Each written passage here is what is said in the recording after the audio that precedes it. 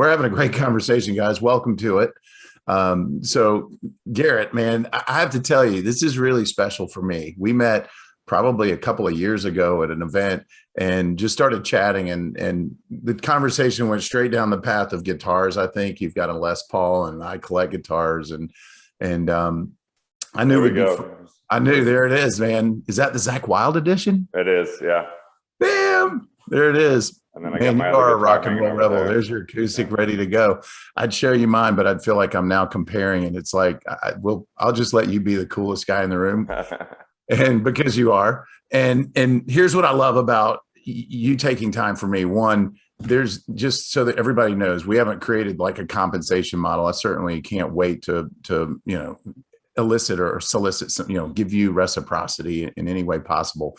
But you showed up because I think you appreciate who I am, where I come from, but because we had a bond, and it's cool. And I'd like to think that it illustrates that anyone's capable of creating cool friends from afar if you just lean in and ask questions and connect. And because of that, I called on you for a favor, and you're here today. And again, it's a tremendous honor I don't take for granted, and your time is extremely valuable.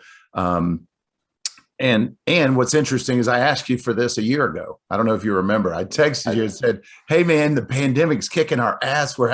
There's lots of, emotional trauma and energy. And I'm trying to just boost with this rock stars in action, people that don't let, tragedy, trauma and stress hold you down. Just be you and keep swinging." And your response was awesome. You're like, "Hey man, I'm in the middle of another book." You said, "I've got to keep my head down. Give me," and I think it was 7 or 8 months. Like, call me at the end of the year and we'll see where we are.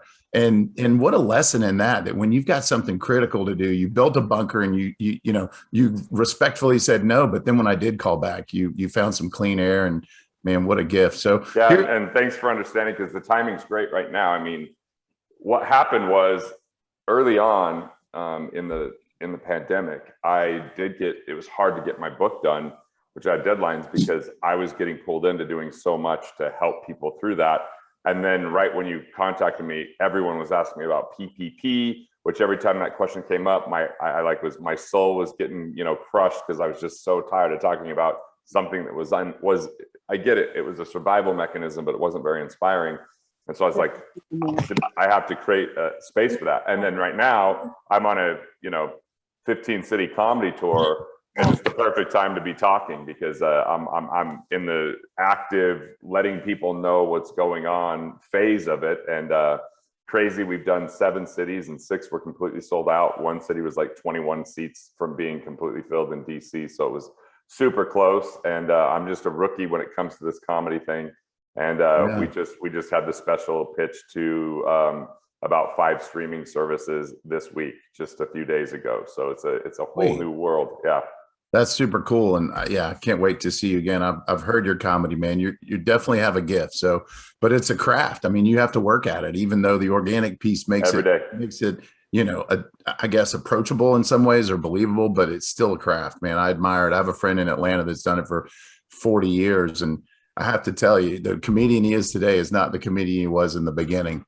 There were cringe moments, but so I didn't give you a proper introduction. I think we did a good job of promoting you around our area. We've got 35 and climbing, and this gets, we put it on our YouTube page, and I've got 1,500 agents in the Heart of Atlanta group. We're real estate brokerage and agency, and some of the coolest, most culture rich people you'll meet are in our organization. And I'm super proud of who we are as much as what we do. We sold $3 billion in houses last year alone. It's nuts. And I pinch myself every day that I'm a part of it. Now, having said that, having you here today, one of the things that my mission in life is to help people grow, not only in their mindset and their perspective and their attitude about what a big holistic life looks like, but also a piece of it is you've got to fuel it financially. And you've got, I think I counted 8 books. There's probably more that I might have missed. Killing Sacred Cows, what the Rockefellers do, which I thought was awesome. It changed the trajectory of my investment life when I went down the path of cash valued life insurance. The Money Tree, Budgeting Sucks, What Would Billionaires Do? The 5-day weekend? I haven't read that yet. I just found it on your web. Like, all right, maybe we need some more of that. So yeah, I don't want to steal your story, because I love your story and where your humble beginnings and how you evolved in your approach to money.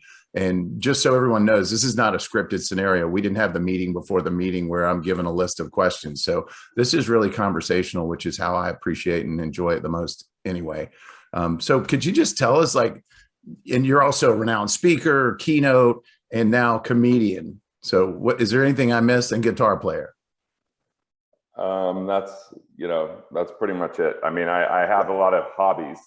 I love making coffee. So I've gone and taken classes at Intelligentsia to be what I call an amateur, rookie, not close to professional barista. I feel like I've got the look to be a barista. And if I actually pull my hair back, I could be like barista Jesus, So, yeah. We have this cabin that we love to go to, so I do a little bit of fishing, and I've been shooting my bow a lot. I think that's really meditative. So I have all these hobbies because I feel like when you have hobbies, you have time to listen to yourself and have time to kind of listen to intuition in a world that's really noisy and busy and a lot going on. And I feel like I learn a lot of lessons by taking that time, that quiet time, to work on a few of those hobbies and kind of enjoy life along the way, because I really am out to build a life I don't want to retire from. Like, I don't want to stop working. I spent 63 days one summer in Italy, and I loved it, but I also realized I was really excited to come back and re-engage into the world of production and the world of value creation. And that was really nice to spend that time with my family. But there was a certain point where I was like, oh, do we really want to do another 4-hour dinner tonight? Or do we just go, to the town square and get a gelato and a piece of pizza? So, right. I just kind of feel like, what if we just design that life that you enjoy along the way, and you stay engaged in a purpose that outlives you? I think when we have a purpose that outlives us, we have something to look forward to.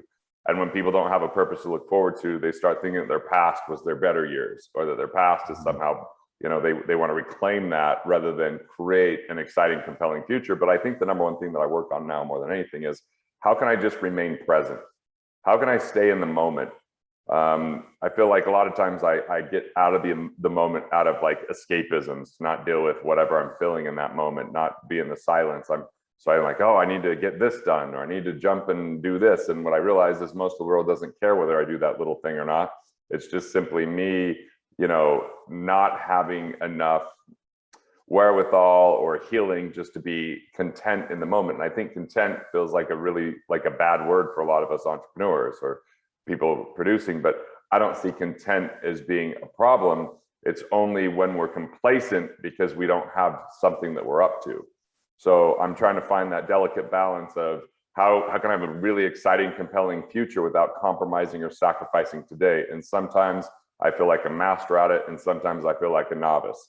Like when I finished recording my special, I went and took a week in Costa Rica, had no worries whatsoever, even though there was still a lot of things going on.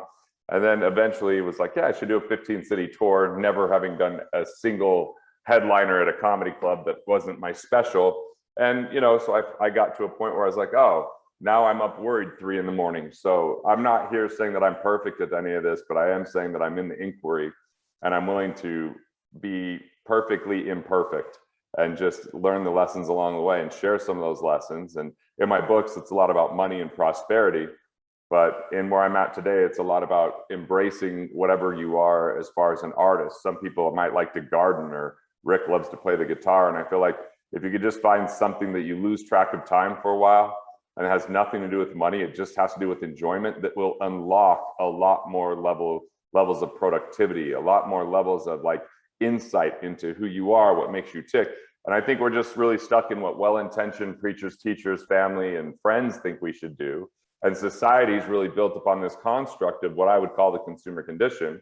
The consumer condition is we want to take more than we give, not overtly, but we look at people that could work and make just a tiny bit more, but they would rather be getting the incentive checks that came during COVID and stay at home. I mean, that's not a really fulfilling life unless for some reason you want to spend a little time with your kids, or there is some reason for it. But there's a lot of people that are looking for consumption to make them happy. More will make me better, having this, buying that.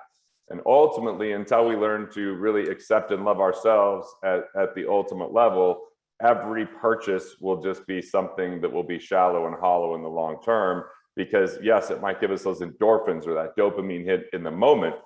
And I just want to say, a lot of this is completely intentional. I mean, Edward Bernays, who was Sigmund Freud's nephew, was really the father of consumerism. He took what was called propaganda and started to call it, what was it, social relations, or like he just basically changed it. And he was hired by presidents and companies to get people to think, hey, if you buy something, you'll be sexier, you'll be happier, you'll have, you know, by having more, you'll feel better. And that is true in short bursts, but long term, we have to really feel good about ourselves for any of that to last. And one of the things I've really decided to do is just unconditionally love and try to lead with love. So even when times are tough, go, all right, I don't have all the answers, but what would love do in this moment? And that's not always easy, because sometimes I just want to be pissed off and angry and, you know, blame it on someone else and not have that be a reflection on some insecurity that I have. But yeah, so Rick, you barely ask a question and I just pop off for like 10 minutes. That's how this apparently is going to work today. I had a feeling, man. Like I said, you're a great conversationalist, and I've watched a bunch of your, I recommend all of you, go to YouTube and to your website and check it out, man. You've got some really good things to share and say. And I have a long list of questions, all of which could never make it inside of an hour. So I'm cool with just letting this go. And you went deep right out of the box, and that's awesome. So to be able to take 6 weeks or 8 weeks and go to Europe, and then my conscious brain says, wow, you must have a pretty good grasp on your budget and a freedom number and passive income. And you've got lots of principles around, I think there's the 4 I's. Could you, I'd love to, your story, you came from humble beginnings, and I know you rolled through the brokerage world, and then there's about 5 steps to getting here, but inside of 45 minutes, how do you think we best utilize this time to impart a little bit of wisdom, curiosity, and excitement? I think that we could definitely share content, but maybe we'll just give some resources for that content. I think context will trump all. Like, what was the overarching, like, construct and vision that allowed for that to happen? And then things like the 4 I's, which are ways that you can plug financial leaks and keep more of what you make. Maybe I'll just give the group some resources for some of that stuff. I mean, because I started my first business that was official at 15, just washing and waxing cars. And then I won some money for being a rural young entrepreneur. Then I won some money for being the state entrepreneur for 30 and under that came with $5,000 while I was still a teenager. And I wanted to invest that money primarily because I lived in a really small coal mining town, and I wanted to get to this big city, what I thought was a big city at the time, of Salt Lake City, where I live. I thought that was a thriving metropolis. Now it just kind of feels like a small town, which is cool. But that was a big step for me. And trying to invest that money was confusing and complicated because I got different advice, and my mom wouldn't sign off as a custodian. And so it led me on a quest kind of, that when I was in college talking to these financial people, I got offered an internship. And in that internship, it was more about me peddling financial products to my family, selling them mutual funds, selling them life insurance that I brought to the agency.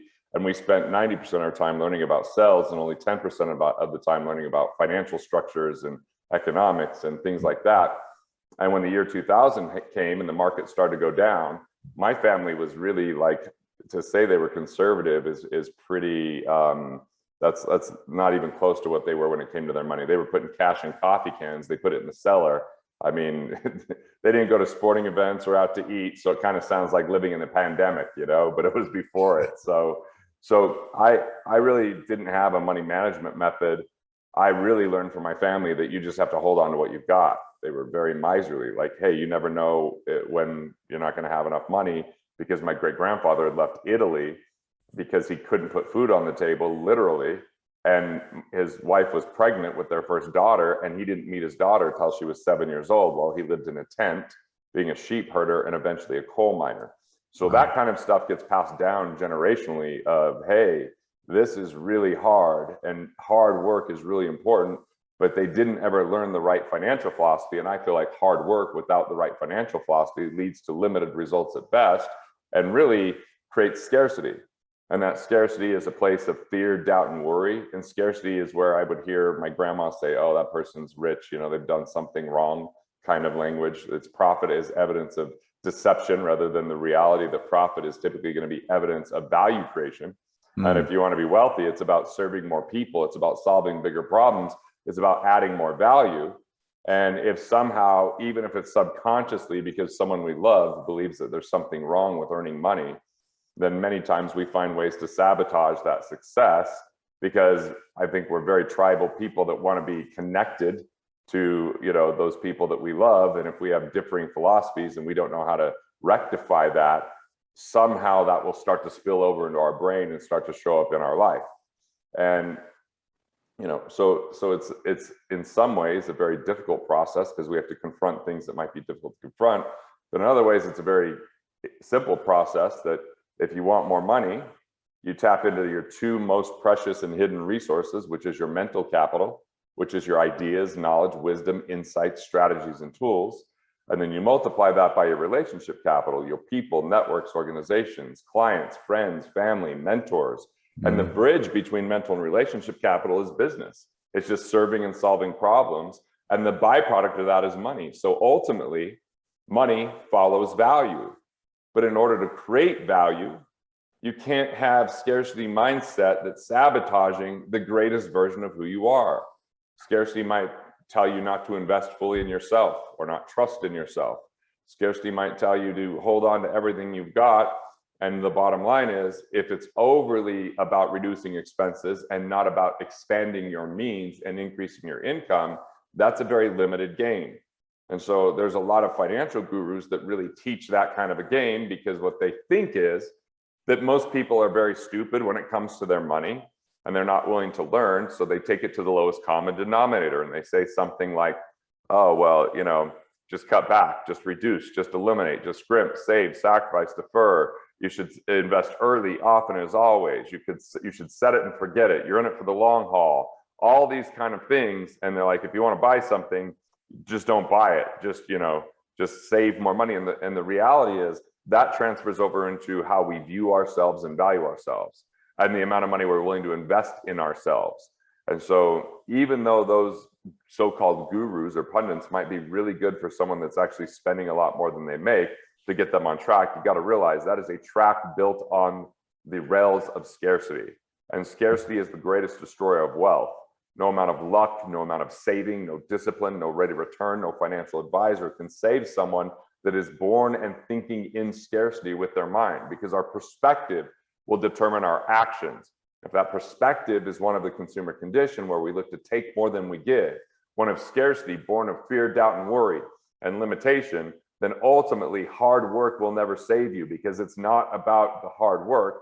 Yes, it requires work to implement. It requires work to take care of things that you're thinking about and to keep your word. And I feel like we have to kind of be a steward. We might have these gifts that we develop, but it's not just like handed to you. You still have to be responsible.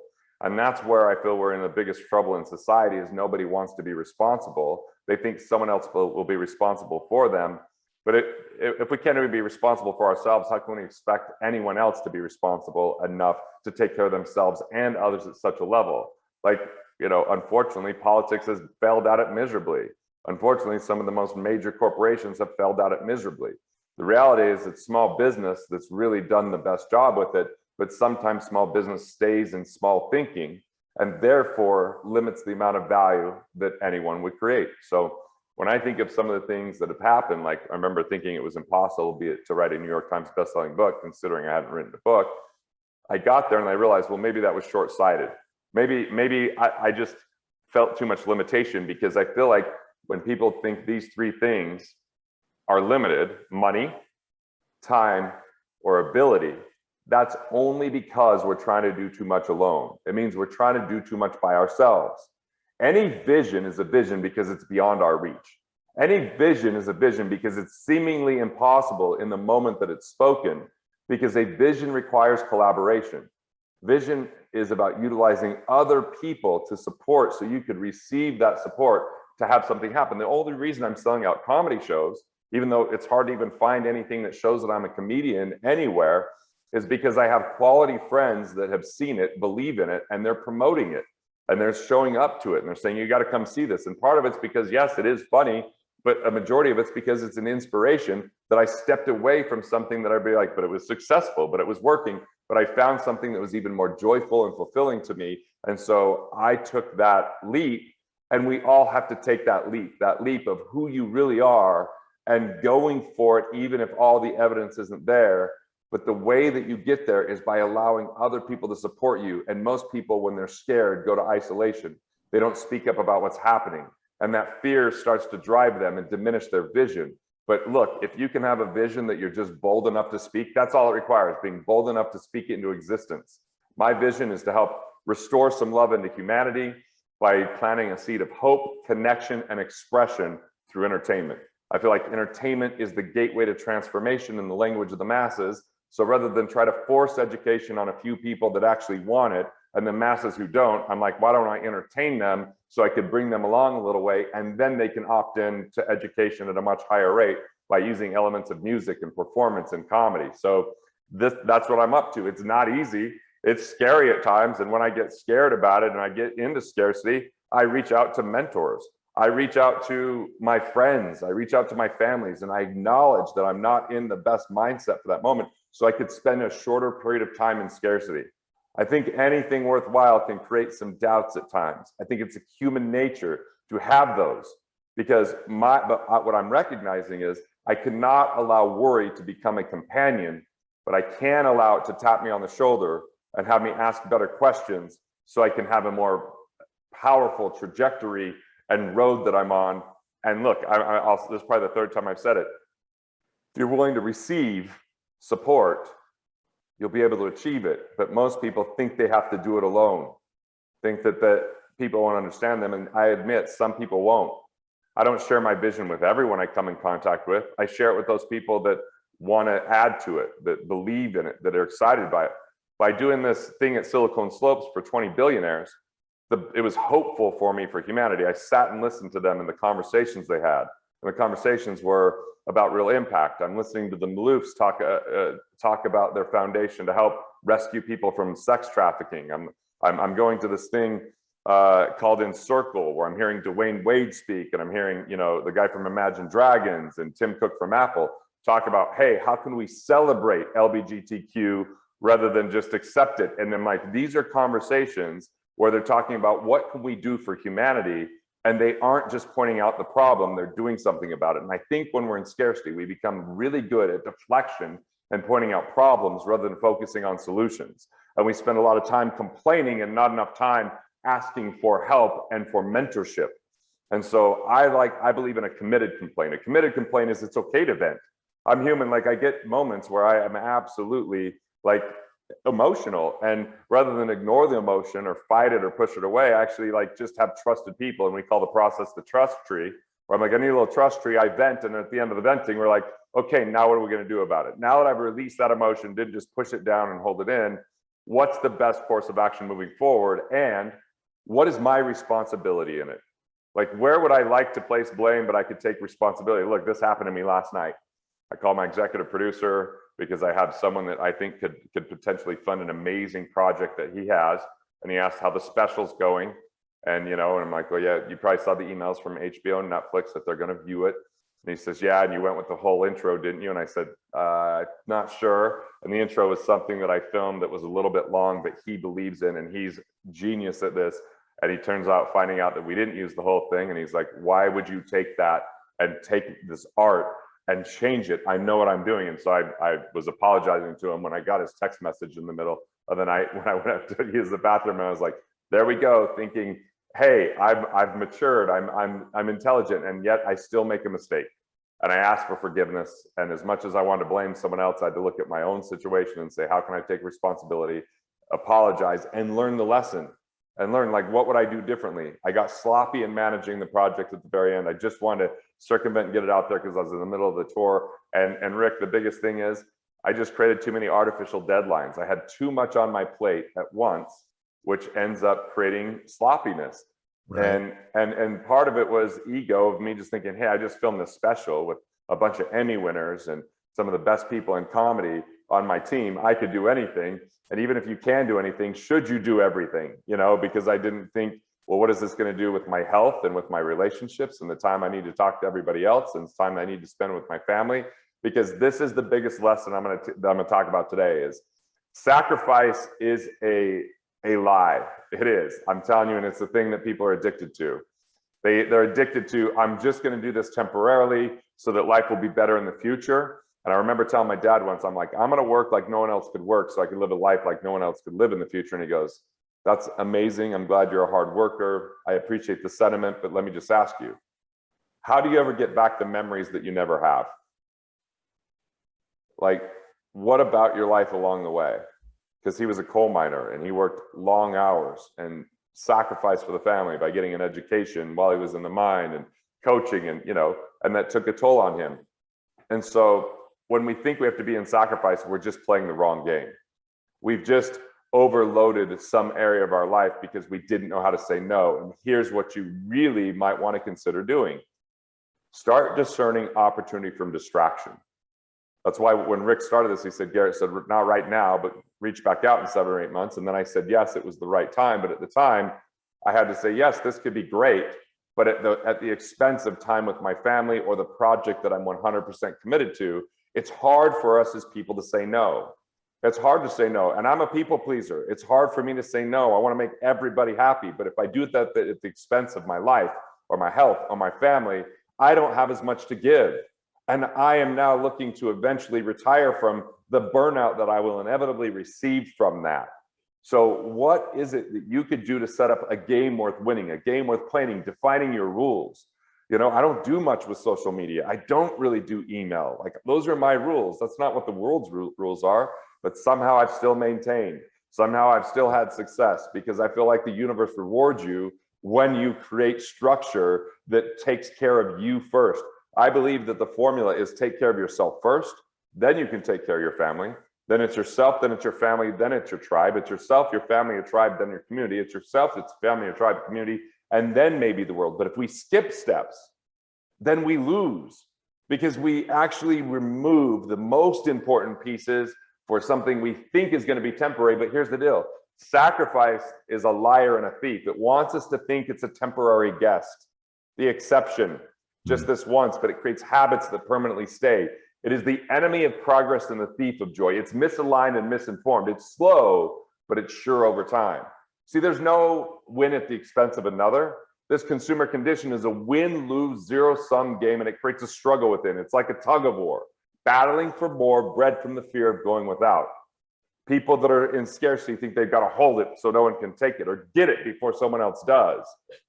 Right? So, I mean, I've said a lot in a short period of time here, but I obviously have a little passion around this. Dig it. And I think it's a great reminder that, this isn't a dress rehearsal. This is your chance, your day, your moment, your time.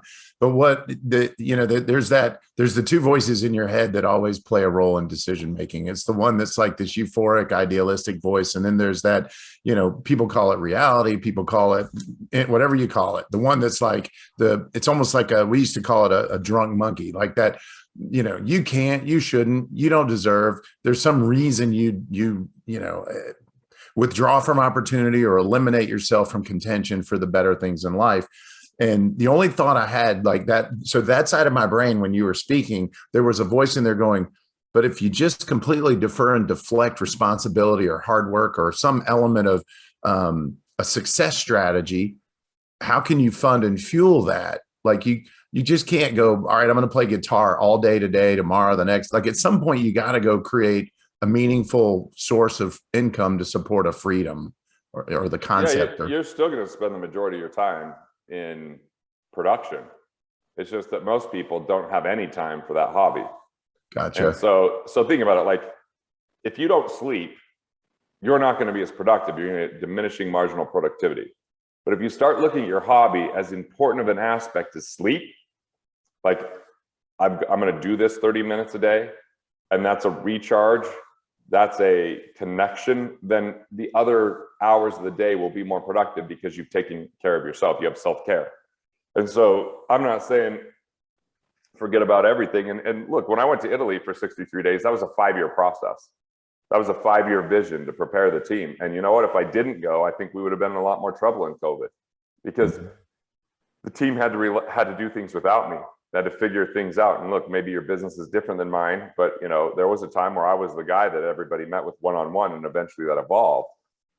So it took some time, and we were very strategic about it, but it also let the team figure out what to do without me, which then in 2020, when I didn't go on a single stage, they still knew what to do without me on a stage because they had built that. So yeah, I was just, one of the people that spoke where I just was Liz Wilder, and she gave us her new book, but her one book was Maximizers, and it was brilliant at talking about how a lot of times one of the things that we do in business most often is the things that prevents our team from growing, because even though we're good at it, it ends up being too relied upon or gets discounted eventually because maybe we're too optimistic. And so, you know, I think that I'm overly optimistic as a leader, and sometimes me not being there, they had to just kind of like, okay, we have to grow up and figure this out. So I know that the brain will be like, well, I don't have time for a hobby. And I get that. That's why I like to do the things first thing in the morning. You know, I like to make my coffee every day. I like to, this is a new house. So unfortunately, Rick, I haven't picked up my guitars. I was doing 4 30-minute lessons a week with guitar. And since I've moved and doing the comedy tour, I've kind of set that down. But comedy is a bit of a hobby for me. So I am enjoying that and doing, you know, so I'm finding time each day to really enjoy things. But the biggest lesson I've had in the last 7 days was my brain will convince me of things that are not actual. Like my brain will tell me that I'm tired when I'm not actually tired. It's telling me that because I don't want to face something like a important conversation or preparing to do comedy for 20 billionaires after, you know, like after I'm doing a comedy set in Vegas the night before, and just like, how do I handle this? And so I start being like, oh, I've got too much. I'm really tired. Oh, I need to go take care of this thing because it's been on the checklist and it's inconsequential stuff. And then maybe I'll turn on sports just to, you know, kind of just try to zone out and not deal with it. And I like this, Constance says, it's about flow over grind. And that's the truth. Like my name of my new company is Free Flow, because it's a nature that we've had somewhere in our DNA as humans, that to be successful, you have to sacrifice. And part of that, what, you know, two of the factions of that is hustle, grind, and work, more, bigger, better, faster, you know, and people will burn out in that type of a situation and also be less productive. So when my business partners died in a plane crash in 2006, June 9th, I, for over 4 months, just worked beyond the amount of time I'd ever worked in my life. And the day before Thanksgiving, I was double booked, and my assistant said, hey, you're double booked next hour. What do you want to do? And I just had a sweat bead form on my forehead. I sat down on the desk and I was like, I don't know. Like right now, I could give you 100 things. Find out if anyone's running late, find out if someone could reschedule. Is there someone on the team that could do one of those meetings? Like I could just, but I was so exhausted that there was no flow. And I was like, feeling like no matter what I did, there was always more to do. And I remember we're driving to Thanksgiving, my first day off since June 9th, when my partners died. And my wife said, you know, you're an extraordinary businessman, but just an ordinary husband and father. Wow. Wow. She was right. I couldn't argue it. And what I did was tell the team within 6 days, I wasn't going to come in the office for the whole month of December. I was just going to focus on my family and some, you know, self-care.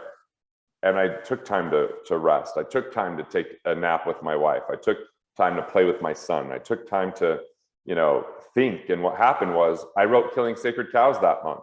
I'd been working on that book for 2 years, only had 72 pages. But because I had taken care of myself, when my wife would go to bed and my son would go to bed, I still had energy. Because holy cow, I was just like, I was freed for a minute. I got off email for 30 days and I just told people, figure it out. And guess what? They did. They figured it out. But I had created bad habits that everyone relied upon me, and I became a bottleneck at the expense of my family, at the expense of my health, at the expense of my life. And honestly, my ego was telling me how important I was. And it was a little bit interesting to see I wasn't as important as I thought, which was fine. It meant that other people were important and other people had capabilities, but they were afraid to disappoint me. And now they had a little bit of power. And so that flow came and really changed the game for me. That really, like, I was like, wow, this is crazy. And then in 2007, we had our biggest year in business ever, because I spent that month of December saying, what do I want to do? How do we want to do this? Why does that matter? Like, I think creating vision is the hardest work ever, because we get distracted. We have so much noise. And I had this gift where I had time to think. I mean, I just went hunting where I spent a week alone with my thoughts. And I started to recognize this story I was creating about one of my key relationships that wasn't fair to him. And I was putting all this blame on him. And so at the end of the trip, I sent him an email with the subject, "I love you. I can't imagine when I've been a pain in the ass and a terrible communicator I've been over the years. I'd love to have a conversation and connect soon." And his response was, "Man, I thought you hated me. And I've been under so much stress with all these changes that need to happen with gifting before the end of the year. I haven't even come up for air." And I'm sitting there saying, he doesn't even communicate with me because he doesn't care. It's me not understanding another human being and get stuck in my stories. But having some time, I started to have personal reflection. And I realized when I have emotion and I get defensive, it's because there's something there for me to learn. Like if someone yelled at me and said, "You're a terrible husband," other than my wife, I know that that's not true. Sorry, someone's coming to the house to film me, and my dog is very excited that they're at the door. He pretends he's going to protect us, but the second they open it, his tail will wag and he'll start licking them. So unless he's going to lick them to death, we're extraordinarily safe, whoever's coming over. So I won't call you attorney. You're good. So I mean, I'm looking at like, you know, as much as I want everything to be someone else's fault in this world, I always have responsibility in it. How I show up, how I listen, how I create the possibilities moving forward. And that's why my main mantra is I don't have all the answers, but I do have this question. How would love show up? What would love choose? What would love do? And some people think of love as a romantic, airy-fairy feeling. And I got to tell you, I think it's the most powerful force in the world. And that it's so abundant that when we learn how to love and how to express love, which most people don't because they're afraid to be exposed. They're afraid that it won't be reciprocated and they hold back and then they lose that game because they're now born of scarcity. And I think what makes human beings most unique is everybody gets to choose like how they express and show and share love. And I mean, I like to write poetry. What a weirdo financial guy I am, you know? I even on the back of my poster for the comedy special, I wrote a poem about comedy and what this was about. I write my wife poems. Because I just found my inner voice and I stopped being afraid of expressing who I am. Like, what if it isn't reciprocated? I'm just responsible for my side of the equation. That's it. And I like to express that. And you know, the other day I got off the phone with my editor who's working on my new book, and I felt compelled to tell her I loved her, but I hung up and didn't. So I just sent her a text. I said, "Hey, I just don't know why I didn't share this, but I want to let you know I love you." And then she just said, "I want to let you know that just really meant a lot to me today, and I'm crying right now." And it's like, why are we afraid to do that? Why are we afraid to share that and say that? And I'm just choosing I'm not afraid to. I'm not afraid to say it. And I still find myself discounting it with being like, "I love you, man," or "brother." Like, you know, it's like, hey, I don't want to sound too out there. But like, I mean, I just wish that people could understand the power of it and the infinite abundance that it is. And it's the only winning game there is when we can embrace and love ourselves and express that in an unconditional way for others. And I'm here to say, sure, there's people that if you love them too close could be very dangerous, right? There's people out there that are so deep in scarcity and they've been so hurt in their childhood that they lash out and they're out there in a way that's extraordinarily damaging. I like to love those people from a distance. Someone that was instrumental in my life a decade ago is so addicted to drama and so vile and mean to some people in his life that I continue to keep my distance, and he continues to try to get a hold of me and talk to me and connect with me. And I say, "I love you, and and I appreciate your apologies. You don't need to worry anymore, but I'm just not interested in a re-engagement at this point," because I just feel that, like, if they're not going to do the work, it's not my job to do the work for them. And it's not my job to be in a scary, abusive situation where someone might have a temper that would end up being troubling to my psyche, you know? So I'm not saying that it all has to look the same, but I am saying that I know that my marriage got immensely better when I just decided to admit that I fell in love with her when I was 19 years old while she was working at a Kmart, when I walked in with my buddy and was like, "What?" And that was scary to me. And then I just tell people that I pursued her and that, like, you know, I just like gave her everything over. But, you know, I had to admit, if this is the person that I show the most of who I am and that I love the most in the world and they didn't love me back, does that mean I'm not lovable? Now, I wouldn't say that out loud, but that was right deep down in my head, right? And when I finally broke through and I was like, I'm just giving all that I am, it was extraordinary. And I get that we all have, you know, painful stories of loss and all those kind of things, but we lose when we let those become our story rather than the triumphant way to truly show up as love. And look, I'm a money guy, and all this is money when you really understand it, when you really embrace it. And for whatever reason, Rick's just always had this energy that I mean, this is so different than any interview I've ever done. And he didn't even ask me that many questions, but there's something about how he shows up and his energy and how he pays attention and is listening. And I want everyone to understand the power in that. When someone can show up that way, I can be the best of who I am. I can go much deeper. And that's because of the community and the environment that he created. And yeah, I didn't do a lot of listening today. But at the same time, I just had this heart connection with him the second I saw him. When I saw him at Go Abundance, when I see him here, he just reminds me of like the happiness and curiosity of a child in a man's body. Like, hey, you know, there's like this fun loving nature to him. And so I just feel safe to just go all the way and just share what's on my heart this morning. Man, that's beautiful. God, don't make me cry, man, because now I'm going to show I'm also a softie through and through. But at the end of the day, I think that is the gift, that when you create vulnerability or you bring your most vulnerable state and face your fear and you're okay with it, I mean, it allows everyone else to be okay with themselves too. And so I would ask this, here's a question. So you mentioned having more mentors and people in your community, and I know why you have it. Like, you come from contribution, you're caring, your spirit speaks as well. Is there a strategic way that you expand your sphere or your network, or how do you, is there anything structured in that approach? Or so look, I intentionally spend time with catalysts. So to me, a catalyst is someone that is a visionary, a mover and shaker. They think and play big, and they show us ways we can win together. And so I'm intentional about saying, yes, I'm here to help a lot of people, but some people I do a lot more helping for them than they help me. So how can I spend time with people that move, touch, and inspire me to do more? And so, for example, I just had a guy flying from Hawaii to see my show in Vegas because he has a thing called Bliss Champions. And he says he wants people to find their bliss and live this bliss journey. And he goes, what I'm doing in comedy is a bliss journey, because I shared the special with him. And so he was there celebrating it. And he was like, hey, I got a penthouse, invite everybody up for lunch. Hey, I got reservations for dinner. Let's have everybody and celebrate this. He's standing up and clapping at the end. And I'm like, and he's like, we should do an event together. You know, he's like, I have this thing, Bliss Island in Hawaii, and we can have seven couples, and you could go through all of your stuff, and then I could go through my stuff. And he's like, I think it would be a game changer. And I'm like, okay, I'm going to intentionally have a weekly call with him, because he's in this mode of how do we work together and expand our vision. You know, I have a call every Wednesday with one of my friends, David, because when I talk with him, it's just like it brings out the most articulate ways for me to think about things. Sure. He's so good at asking questions, and he's so in touch with his feelings. And, you know, I got my business partner, Corey. So these catalysts, you know, like even, so I was supposed to film yesterday. I canceled my whole day because after overcoming some of my stigma about what a billionaire was like from the few that I've spent time with, these guys they changed my mind in the way that they showed up in the room. And the guy hosting goes, I told you this wasn't just any group. These are some of the most generous people you'll meet.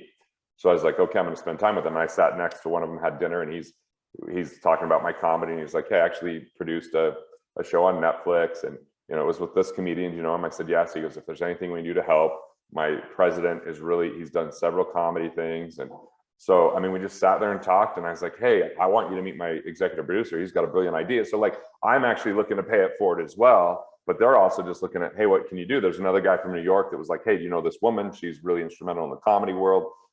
He's like, I also go to another group that has a bunch of billionaires. I thought that the way you articulate things would be brilliant for that group. And then there was 4 or 5 people that said, we'd like to come hire you. So those are a bunch of catalysts. I don't like to go, like, what I really learned from that is I'm not one that's going to go to a lot of networking events and collect cards, because I'm not going to do a really good job following up with them. My old strategy was meet one person a day at an event and really build enough of a relationship with that one person that we'd have a reason to talk again on the phone, or we'd answer each other's texts. When I used to go to this thing I was a faculty for called CEO Space, I would meet like, you know, 60 people a day, get all these cards, and not ever connect with anyone afterwards. because it was like we do this speed networking, we do all this kind of stuff. So, Yeah. so to me, it's about who do you find that really pulls out the best in you and you can resonate with at a very deep level. I mean, I got up and did my speech, and the next day, the first investor in Uber, and the guy that was the partner in Napster, it was his nephew that created it. He just came up and he quoted me when he out the gate, and then he came up and hugged me and told me he loved me after my speech. And he just said, "You're not really a comedian, you're a spokesperson for this generation." And I just want to say, I was scared to come up and speak because it's not what I do. I invest, but you inspired me. And, you know, and I even joked when he was talking about chaos and dysfunction in his family. I'm like, it sounds like core values. He started laughing. He wrote it down. He's like, that's a great joke. I'm going to tell that. So I mean, I have this unfair advantage that I can now do comedy. So when I got up last night to use the restroom at the restaurant that was rented out, someone goes, "Are you going to do some more jokes?" And I sure did. And so I said, I look like Jesus. And so that's memorable to them. You know, I'm telling these jokes, which is memorable to them. So I kind of have the new way to network. But the key is what you do after that. And I really am looking at ways that I can support them because I want to make deposits back. I want to deposit into relationship capital. And so that's why I told the Maloofs that are helping with, you know, sex trafficking. I'm like, hey, I'm going to do a comedy show for you guys. 100% of the proceeds will go to you and to your cause. And they were like, we love that. We're going to, and they're coming to my comedy show on Thursday. I've got 4 people from this event coming to my comedy show on Thursday, which means they get to know me at a very deep level. And they also, people tend to respect when you do stand up because they're scared of it, you know? So I got my new house. We don't have the window coverings yet. So I got sun all over my face here. That's awesome, man. You have this angelic glow. It works with the skit. So you're all in, man. And, yeah, this is not exactly how I thought the conversation would go, but that's the beauty of cool people in a cool room where, again, it's safe. You know, and I guess just to give people, if you want meat on the bone on how to, you know, maximize, you know, cash flow and search for your freedom so that you have the margin to do what you want when you want. Which book would you recommend they read first? How about that? Since we didn't really go that path, which I'm delighted we didn't. I think this is far more important. Yeah, they just go to garrettgunderson.com/comedy and you get a free download of the book. So that's the book I recommend to start with. You'll get the download there. If you go to garrettgunderson.com/quiz, you'll find out what your money persona is, which is, look, my wife and I have not fought about money since 2008. I think that's pretty amazing considering the first year of marriage. She's like, who did I marry? Was this a good idea? Because I was such a miser and we fought about money all the time. But once I understood her money persona and my money persona, we know how to work together as a team in such an amazing fashion. And so if you want to know why you make financial decisions, how to make better financial decisions, that quiz is super helpful. It doesn't take a long time to take, but I think you can make a big impact in your life. And I am not coming to Atlanta at this point for the comedy tour. It was one of the cities that was on and being considered, especially since my buddy AJ, I have a buddy AJ Joyner that lives there, and he's connected to this guy that has a comedy club that's only African Americans that go to the club, but they've had white comedians. Like, that would be fun because I got to tell you, I've never had better time speaking than when I speak when there's a bunch of Black women in the crowd, because they are like saying amen, and they're like yelling out, I'm going to write that down. When I did my TEDx talk, it was in South Carolina, and it was my favorite moments. Like, so I'm like all in that I want to go see if I'm funny enough to handle that club, you know? You know, Rick, maybe they'll let you in, you know? But we'll have to see. I don't have Atlanta yet on the schedule, but next year I'll probably be doing 1 city a month, you know, instead of like 5, what I'm doing right now. But it's been quite the fun process. I mean, I got a standing ovation in Vegas, which my worst comedy set a few years ago was in Vegas. And then I got a standing ovation in Vegas, which is, you know, which was really cool. And just, it's been a ton of fun. So that's awesome, man. This has been great. I have a few, let me go back through. If anyone has questions, throw them up in the chat, and we've got, you still have a few minutes for me? Yeah, man, we're good. You're awesome, man. So here are some of my ahas. And what we often do, Garrett, is we type them up, because what I've learned is your aha is someone else's undiscovered aha in many cases, or their acknowledgement that it's in them, but it didn't pop up as an obvious point of important reference. And so perfectly imperfect gives you joy. I thought that was a really cool thing that you said. And sometimes we're so afraid of being imperfect, we don't exercise and promote ourselves or put ourselves out there the way we could. And I thought that was cool. It's hard to love someone that's perfect. It just is. I mean, it's, well, who does, right? Because nobody is perfect, first off. And by the way, if someone's trying to present perfect, I have a little mantra I say: arrogance is someone asking you to love them more than they love themselves. And so just show up with some love. It's hard, but it'll make a difference. Well, if you overlay the what would love do in this circumstance, man, that's genius, and it's brilliant, and it takes courage. And I think the reason, this is my humble opinion, is that the reason people don't express love more is either generationally and habitually installed or instilled in them that's how you navigate the world. But I think once you recognize that outward affection and sincere love and gratitude for people, it's the highest level of communication and fuel and energy for the universe, frankly. So I appreciate that you said that. The key to wealth is adding value and serving people. I mean, that's what we do. I mean, that's the realtor's path. It's hard. It's often nights, weekends, you're at their call. But I do think creating boundary is genius. And I also think that I had this thought last night, Garrett. It was weird. I'm laying in bed, and I just watched a few of your videos just because I was anxious and excited about today. And I thought, man, I'm going to go back and watch a few more. And I had this thought. I said, most of us run through life living inside of what's like a submarine. And when you're in a submarine, the only way to see the horizon is to look through a periscope. And what's interesting about that is that yesterday I taught a 5-year future self workshop, and I facilitated, I didn't teach it.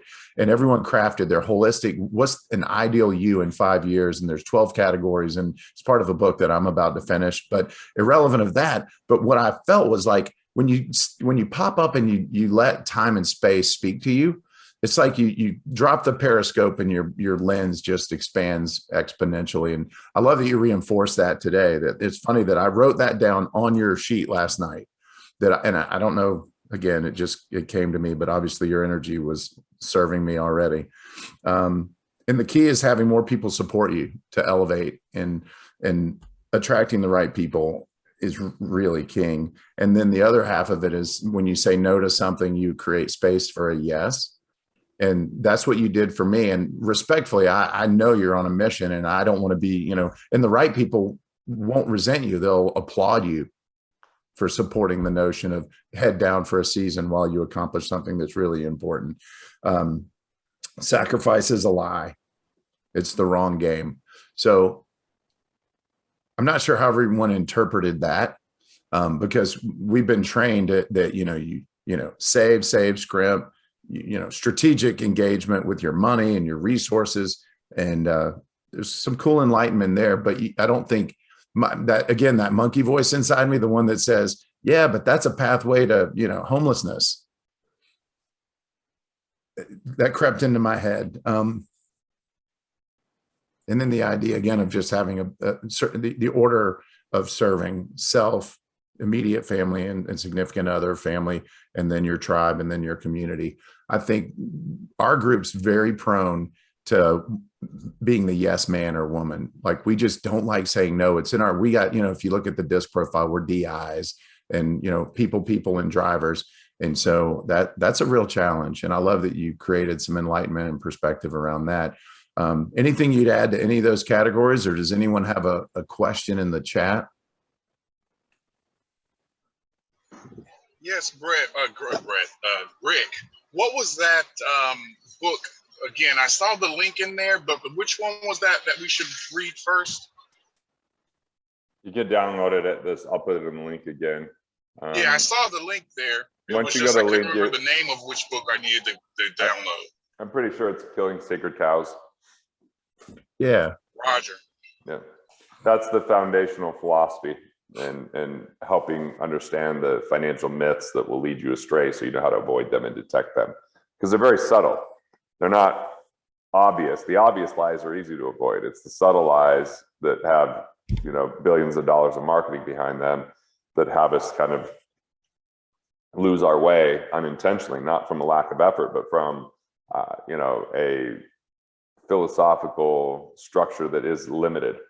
And some of the things that I'm addressing in the book might work, but they don't work to the same degree as understanding that there are other alternatives. And, you know, like I said, a lot of finances tried to be dumbed down to the lowest common denominator, which has created the lowest common result.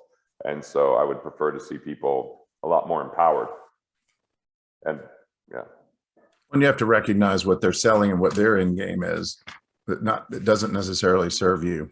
And it doesn't make them bad people either. I mean, there's a moral hazard in the financial world where, you know, they're trying to have fiduciary rules at this point because it's really hard to get advice when someone's paid for a certain thing for them to understand whether that's the best thing or not for you, or whether that's comprehensive enough. Like when I sold life insurance, it wasn't like the first few years I got anyone to get their estate plan done, which was really important. Or, you know, I didn't really help them, you know, manage or mitigate risk with some of their other investments to the degree I should, or do all the asset protection that might be required, or do things that pay nothing, like get enough money in liquidity and in cash just so that they have an opportunity fund when the opportunities arise, or they have a peace of mind fund that gives them staying power if there's any health issue or family challenge or cash flow crunch. And so I really had to switch things up and go, all right, I'm gonna have to start making money by people writing me a check versus a company writing me a check for doing transactions. And I stopped doing those transactions, you know, in 2007 when I launched this company called Freedom Fast Track, and people wrote us a check, which is harder than when people just have automatic money coming out of their 401k and you don't ever have to write the check. And so it was a bit of an uphill battle, but it was a worthy pursuit because I was super passionate about it. And I think it was the right thing to do. And I think it's really made a big impact in the financial industry. I just met someone that one of my early mentors is dating that's in the financial industry. And she's like, thanks for all the work that you've done for this industry. And I was like, I didn't ever think about that. And then I had these people that have been hiring me in the financial industry because they know of my books and the things that I do. And so I'm really looking at, like, how do I truly impact that industry? You know, how do I help revolutionize that? I just had a guy that sold part of his financial business to Bain and Company for 1.9 billion, sitting in the front row of my comedy show. And he called me this morning and just said, hey, I thought of a really funny joke for you. And hey, we want to integrate you into what we're doing. We love how you taught. So it's really kind of a fun, special, spectacular, challenging thing that I'm up to. Yeah. Well, you've aligned passion with, you know, something you're excited about along with something that matters. And that makes getting up, you know, waking up excited and going to bed fulfilled a little easier, if not a lot easier. And so I think if there's anything everyone heard today or anyone heard, I would hope that's it. Are you truly aligned with what impact looks like from your heart and mind and your community and you know, the people around you? And if you come from that servant's leader heart, I think things get easier in terms of expanding a network, because good people are attracted to good people. And it's just, how are you voicing your value proposition and executing a strategy to connect with more people that matter and have capacity? And that's where I think you've landed. You've got a great tribe of people. Definitely. Any closing thoughts on your end? I know we're running short and respectful, man. We're 30 seconds here. I'm already over. I apologize. This has been amazing, and I appreciate you very much, Garrett, man. You're like my brother from another. I feel it, and I can't wait to see you when you come to Atlanta. It sounds like you've got some connections, but you're welcome at my house anytime. Hey, man, shoot me the link when this recording. I think there's something I want to share with a few people I know. So thanks for creating the context and the space for that to come through today. Well, my pleasure. It's been absolutely my pleasure. So happy to do it, Niale. Hats off to Niale, our operations manager, for doing all the pre-production, post-production, and marketing. You're amazing, and I appreciate you. I appreciate every single person here today and all of those that'll watch later. This would have little merit without an audience that really cares and goes out and does something with it. So love you guys. I'm happy to say it. I'd give you hugs if we weren't virtual. When I see you, we will. Take care. Take care, my friend. Thank you. Thank you all for your time. Bye, everybody. See ya.